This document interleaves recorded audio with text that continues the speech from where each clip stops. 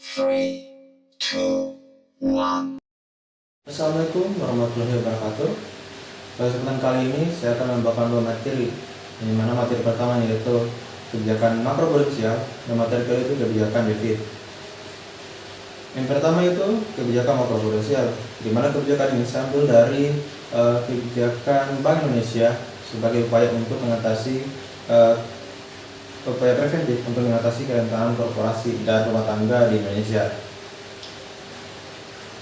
Pertama-tama, perkenalkan nama saya di sini Ihsan Sahas dengan NIM D1122018 dari mata kuliah Ekonomi Moneter 2, di mana mata kuliah ini diampu oleh dosen Dr. Ernawati MSc. Lanjut, kerangka kebijakan makroprudensial akomodatif 2024 sampai 2025. Saya di sini akan membahas bagaimana Bank Indonesia menggunakan kebijakan makroprudensial untuk menjaga stabilitas sistem keuangan. Saat ini BI menerapkan kebijakan yang bersifat akomodatif atau longgar. Artinya, di tengah ketidakpastian global, BI justru tidak memperketat aturan, melainkan memberikan ruang bagi perbankan untuk menurunkan kredit. Ada tiga instrumen kunci di sini. Yang pertama itu adalah KLM atau kebijakan insentif likuiditas makroprudensial, di mana BI memberikan hadiah likuiditas bagi bank yang mau mendanai sektor strategis. Kedua itu kebijakan LTV 100% yang memungkinkan masyarakat mengambil KPR tanpa uang muka. Dan ketiga, menjaga CCYB di angka 0% agar bank tidak fokus pada pelayanan kredit. Tujuannya cuma satu, yaitu untuk memastikan roda ekonomi tetap berputar tanpa menciptakan risiko sistemik. Lanjut, mitigasi kerentanan korporasi melalui KLM dan PLN. Selanjutnya, di sini kita lihat dampaknya pada sektor korporasi. Mengapa korporasi rentan? Karena mereka sangat bergantung pada arus kas dan akses pendanaan. Di sini BI hadir secara preventif melalui KLM, kebijakan likuiditas makroprudensial, dengan memberikan insentif pada sektor hilirisasi dan UMKM. BI mencegah terjadinya kredit crunch dan macet pendanaan yang bisa membuat perusahaan bangkrut. Selain itu, instrumen PLM atau macroprudential liquidity buffer, di mana di situ adalah cadangan likuiditas yang wajib dijaga bank.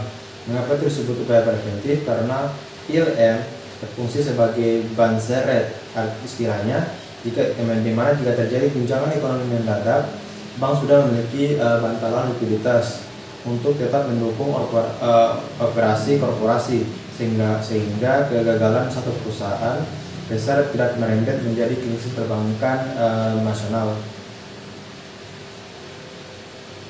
Lanjut, mitigasi kerentanan rumah tangga melalui LTV atau PTV dan RIM. Di sini kerentanan utama di sini adalah daya beli dan risiko gagal bayar utang.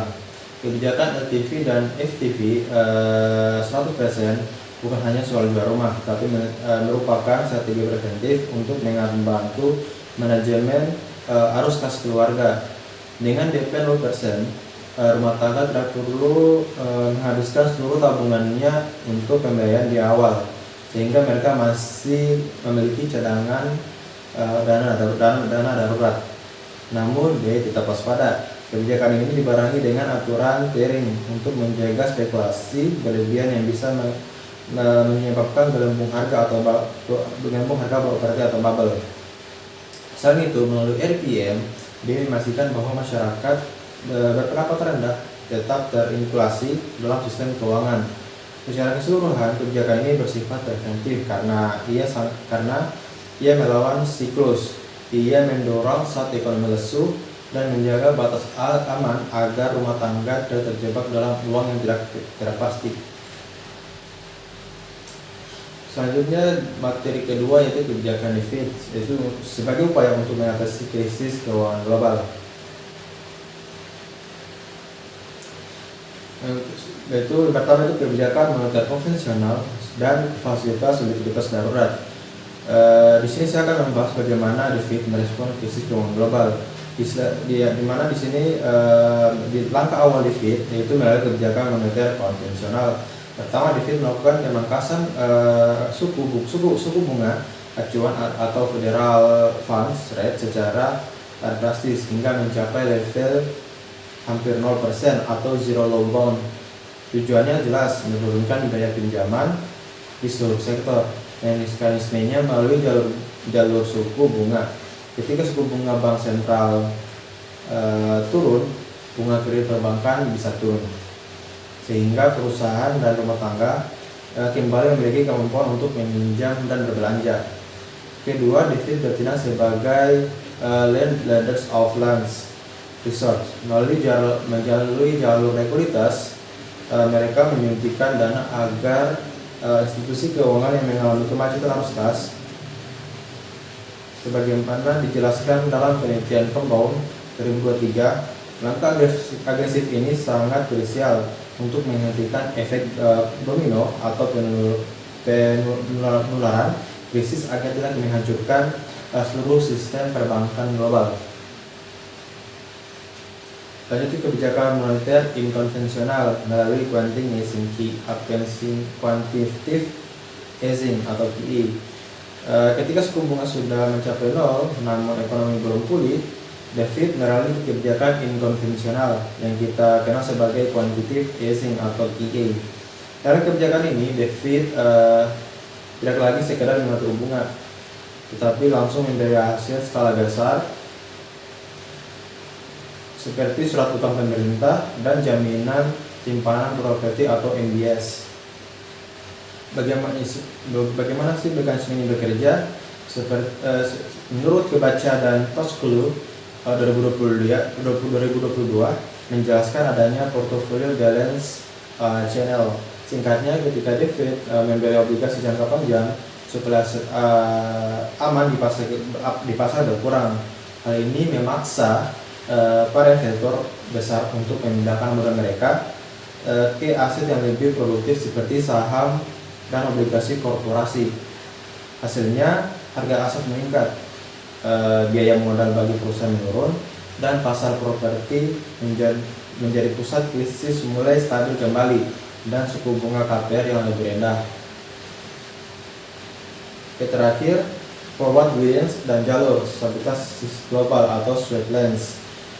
Di sini kita akan melihat bagaimana The Fed mengelola psikologi pasar dan stabilitas internasional. Kebijakan pertama adalah forward guidance. Ini adalah strategi komunikasi di mana The Fed secara eksplisit menyatakan akan menjaga suku bunga tetap rendah untuk waktu yang lama. Mekanismenya melalui jalur ekspektasi dengan memberikan kepastian jangka panjang di masa depan. Pelaku pasar berani melakukan investasi jangka panjang tanpa takut adanya kenaikan bunga mendadak. Selain itu, The Fed mengaktifkan swap lanes dengan bank sentral negara lain. Mengapa penting? Karena dolar as sangat mata uang utama di dunia. Saat krisis terjadi kelangkaan dolar secara global. Nah, di mana melalui mekanisme ini The Fed memastikan bank sentral asing memiliki akses likuiditas dolar untuk menstabilkan pasar mereka sendiri. Seperti yang dilakukan oleh studi terbaru dari Gergalis dan Zelensky 2023 menunjukkan bahwa kebijakan ini sangat efektif meredam spillover atau dampak tumpuhan krisis ke negara-negara berkembang, sekaligus menjaga stabilitas ekonomi global secara keseluruhan. Mungkin itulah saja presentasi dari saya. Lebih dan kurangnya mohon dimaafkan. Saya tutup dengan ucapan wabillahi taufiq wal hidayah. Wassalamualaikum warahmatullahi wabarakatuh.